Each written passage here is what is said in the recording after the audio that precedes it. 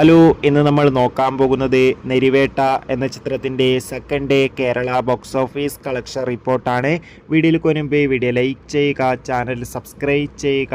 May മാസം അങ്ങോട്ട് ധാരാളം ചിത്രങ്ങൾ OTT റിലീസ് ചെയ്യും. നമ്മുടെ ചാനൽ ഭാഗം പരിശോധിച്ചാൽ ആ വീഡിയോയ്ക്ക് നിങ്ങൾക്ക് കാണാൻ വേണ്ടി സാധിക്കുന്നതായിരിക്കും.